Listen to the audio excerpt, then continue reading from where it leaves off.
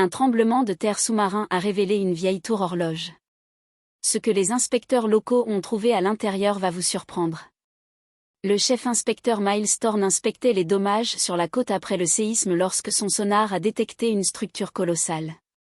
Thorne et son équipe ont plongé à 18 mètres dans l'eau sombre et trouble pour enquêter.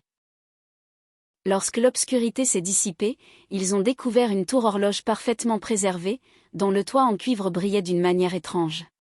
Thorne a remarqué que la structure était fixée à une fondation en acier renforcé, exposée par le tremblement de terre.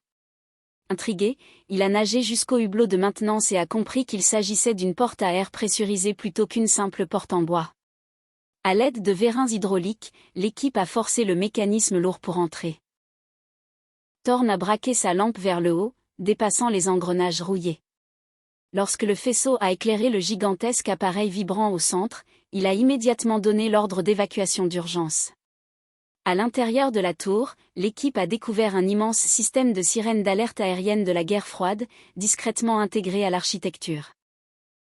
L'appareil, une batterie atomique fissurée contenant des isotopes radioactifs, avait été conçu pour alimenter le réseau d'alerte pendant des décennies sans entretien. L'eau brillait d'une radiation Cherenkov dangereuse provenant du cœur. L'équipe de Thorne a échappé de justesse à la zone périlleuse avant l'arrivée de spécialistes navals, qui ont ensuite scellé la structure radioactive dans un sarcophage de béton, enfermant pour toujours ce PAN d'histoire dangereuse.